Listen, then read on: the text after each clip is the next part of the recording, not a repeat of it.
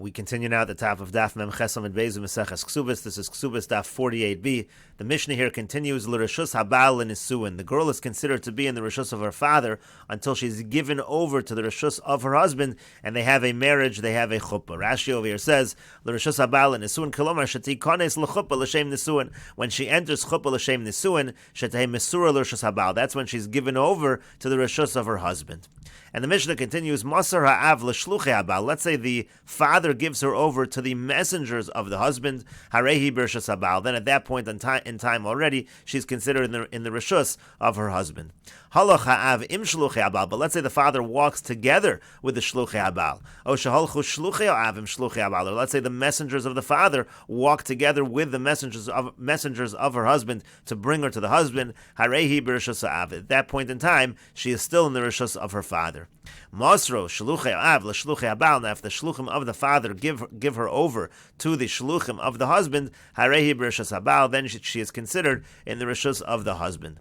Rashi over here says, Masru shluchei av shahaya ha'av mishalcha lo al yidei shluchav. Let's say the father is sending her to the husband with his messengers, upagu b'shluchei habal, and they meet up with the shluchei habal, umasru alehem, and they give her over to them again, then she would be in the reshus habal. And the Gemara says, "My liolam." What does the Mishnah mean to say when it says liolam? She's always in the reshus of the father until the chuppah. And to that the Gemara says, "Le'afuke mi Mishnah Rishona." That is to exclude the initial teaching of the Mishnah. This is a Mishnah later on. The Tanan, because the Mishnah said, "Higi azman." Let's say the time comes for the wedding. Velo nisu, but they don't actually get married. So ochlos mishalosh. So she already begins to eat from his property, meaning from the husband. V'ochlos betruma. If she's marrying a kohen, she's allowed to start eating truma. Kamash malon liolam. That's what the Mishnah is teaching us over here, liolam. No, there has to be an actual wedding for her to be in the reshus habal. It's not enough for the time of the wedding to arrive. Rashi over here says, Mishnah Rishona beParak Afapi. This Mishnah is in Parak Afapi. It's later on. Higi azman shnei masar chodesh levesula. Let's say it's been 12 months for the besula. Mishatava habal lahachin atzma l'nesuin. That's when the husband told her to get ready for marriage. It's generally a 12-month period from the erison to the nesuin. Uli almana shloshem yom. For a widow, it's 30 days of preparation. Velo nisu, but they don't actually get married. Kagon she'ikev hachasan. For example, the chasan is the one that held things up, ones shalo, or it was some accident on his side, so it was his fault that the wedding was held up. So in that case, again, she already is considered in his reshus. V'ochlos betruma in bas Yisrael moreses l'koheni. She's allowed to start eating truma. Let's say she's a bas Yisrael who is betrothed to a kohen. So again, our Mishnah says no, there has to be an actual wedding. And the Gemara continues at the two dots. The Mishnah said, Masar ha'av l'shluchei habal. When the father gives her over to the shluchim, to the messengers of the husband, harehi b'reshus habal v'chulu. At that point in time, she's considered to be in the reshus of the husband. And the Gemara says, Amar Rav. Rav says, Mesirasa l'akol chutz mitruma. When she's given over to the shluchei habal, she's fully given over to the reshus of her husband, except for truma. She's not allowed to eat truma. Let's say it's a situation again of a bas Yisrael to a kohen. Ravasi Yamar, and Ravasi says, Afla Truma, no, she's fully given over, even with regards to Truma. Again, by a case of Bas Yisrael L'Kohen, she's allowed to eat Truma. And the Gemara continues, Eisvei Rav Huna l'Ravasi. Rav Huna asked Ravasi the following question, V'yamri l'Chia bar Rav l'Ravasi. Some people say it was Chia, the son of Rav, who asked Ravasi the following question. The Mishnah says, Li'olam hi b'reshus ha'av. She is always in the reshus of the father, ad shetikones l'chuppah, until she actually enters into chuppah. So apparently from the Mishnah, being given over to the shluchei habal is not enough to have truma. She has to actually enter the chuppah. And the Gemara responds, Amar lehu Rav. So Rav said back to them, again, this is Rav either responding to Chia bar Rav, to his son, or he's responding to Rav Huna, his student, and he says, Lav amina lechu, didn't I tell you, lo seizlu basar ipcha, don't follow mishnayis that can be interpreted in both fashions, because yachal shanuye lechu, because we can easily answer this question on Ravasi as follows, Misirasa zuhi knisasa lechuppah, that giving her over to the shluchei habal is considered knisasa lechuppah. In other words, it's all the same thing. When the Mishnah says she has to enter the chuppah to be in the reshus of the Baal, and then the Mishnah says when she's given over to the shluchei habal, she's considered in the reshus of the Baal. Those are identical. Being given over to the shluchei habal is considered entering the chuppah. And the Gemara continues with Shmuel Amar, and Shmuel says Li Yerushasa, when she's given over to the Shluchei Habal, so she's considered in the Reshus of the Baal in terms of inheriting her. Rashi over here says Shmuel Amar Li Yerushasa Hu Demahanya Mesira. If she's given over, that's effective. Shemeisa Baderech Baal Yorish Nedunyasa. The point is, if she would now die on the road, so the husband would get to inherit the dowry. The Afagav de Amar Mar Ishto Arusa Mesa Eno Yorsha, even though by a betrothed woman he doesn't inherit the dowry. Hacha Kevon de Mesara But here, once the father has given her over to the shluchei habal, so now he's, so to speak, given over this dowry machmas kir of nesuin, because we're so close to the nesuin. So for that issue, she's in the reshus of the baal. But according to Shmuel,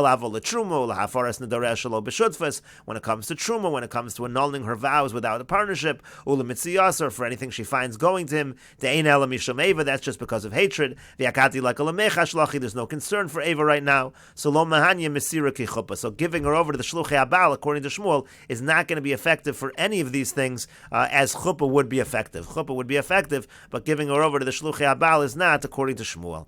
And the Gemara continues, Reish Lakish says, Lichsu basa, when she's given over to the shluchei habal, so again, it's effective as far as her ksuba. And the Gemara clarifies, Ksubasa maihi, what does it mean ksubasa? What does that mean for her ksuba? The imeisa yarisla, so that just means to say that if she dies, he gets to inherit her. That seems to be the same thing. Rashi over here says, maihi, the imeisa yaris balas hanadunya, shapasak la'av. It means if she dies, then the husband is going to get the dowry, but the problem is hainu de Shmuel. That's exactly the same as what Shmuel said, li Yerushasa, to inherit her. What's the difference between Yerushasa and ksubasa? And the Gemara says, Amar Ravina says, no, Reish Lakish means as follows. Lomar, he means to say, Ksubasa me'acher mona, that now she's given over, it's considered like she's married, and if she would marry someone else, it's considered like she was previously married, and she's only entitled to a ksuba of a mona. Rashi over here says, Lomar Ksubasa me'acher mona l'shavi almana min nisuin. She's now considered an almana, a widow, from nisuin at this point in time. Shelo tiknu lo chachamim el mona min akon sa'achrachin. The chachamim said she only gets a mona in the ksuba in such a situation. And the Gemara continues, Rabbi Yochanan and Rabbi Chanina, the Amri Tarvayu, Rabbi Yochanan and Rabbi Chanina, they both say, Mesiras alakol, when she's given over to the shluchei habal, she's fully given over, af truma, and that applies even for truma. And the Gemara continues, Meisvei, we have a question from the following Tosefta. Halacha avim shluchei habal. Let's say the father goes along with the shluchei habal. O shahalchu shluchei avim shluchei habal. Let's say the messengers of the father go along with the messengers of the husband. O shahaisel chotzer bederech v'nichnasa imo lalin. Or let's say she has a chotzer on the road and they go in together lalin to just stay overnight, not for the purposes of nesuin, just for the purposes of staying overnight.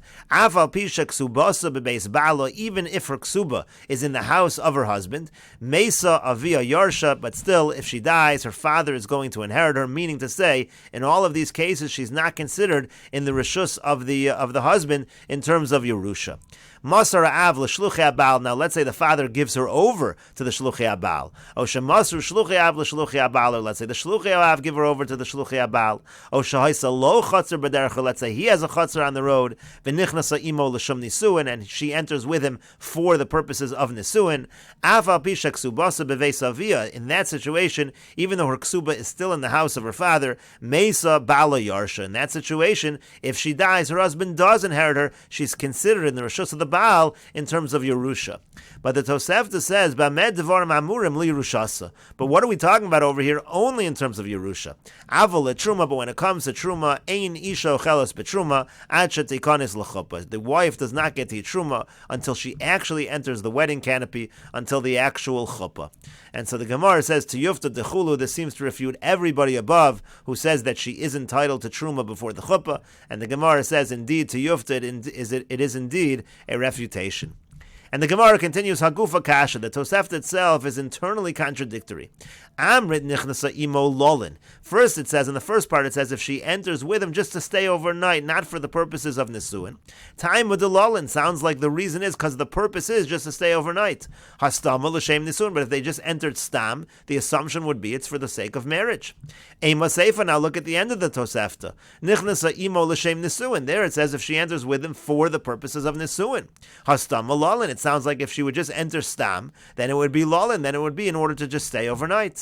And the Gemara answers, Amar Rav Ashi says, Stam me katani. No, the Tosefta really is listing what is the stam situation. Meaning to say, stam chotzer dida, in a stam situation when they're entering her chotzer, that's the first part of the Tosefta. Lolin, the assumption it is that it is just lolin.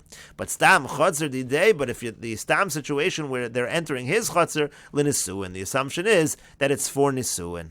And the Gemara continues, Tana, it was taught, Mosar Av l'shluchei habal. Let's say the father gives her over to the shluchei habal, v'zinsa, and then at that point in time she commits adultery. Harezu b'chenek. Then she's going to receive the punishment of chenek, strangulation, meaning she's treated like a nesua, like a married woman, and not like an arusa. An arusa, Rashi says, would get skila, and here she is a nesua, so she gets chenek. And the Gemara says, Menohan imili, from where do we know this? Amar Rabbi Ami Bar Chama, Amar Rabbi Ami Bar Chama says that the pasuk says, Liznos beis avia, it says she commits znus beis avia, in the house of her father. Prat l'shem mosar av l'shluchei habal. That excludes this case. When the father already gives her over to the shluchei habal, at that point in time, she no longer is liznos beis avia, she no longer gets skila. Now she gets chenek, she's considered a nesua for this purpose. And the Gemara says, V'yema prat shenichnas l'chuppah v'lo nivala. Well, how do you know that's what the pasuk means? Maybe the pasuk means to exclude a case where she enters the wedding canopy and she has not yet had relations. Maybe that's a situation where she's considered no longer beis avia and she gets chenek, but maybe being given over to the shluchei habal is not enough.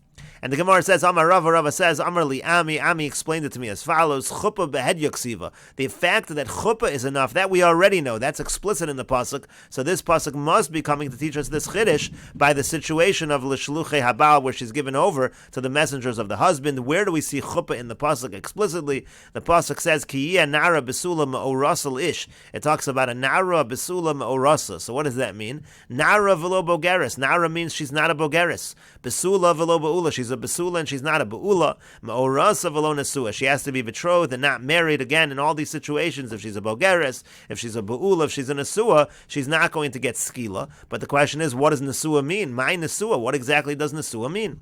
Ilema nesua mamish. If nesua means that she's actually married, so haino besula velo ba'ula. That's the same thing as saying a besula and not a ba'ula. So you're excluding the same thing twice. Elalav shenichnas l'chuppah velo nivala. Rather, what it means to say is she entered the wedding canopy. She didn't yet have relations. She would not be part of the section of the Torah that talks about skila. And so again, we already see that from the pasuk. So Liznos beis avia is coming prat to exclude l'shem mosar av l'shluchei habal. We'll continue with this discussion in the next video on Daf Mem Tes Amud Aleph.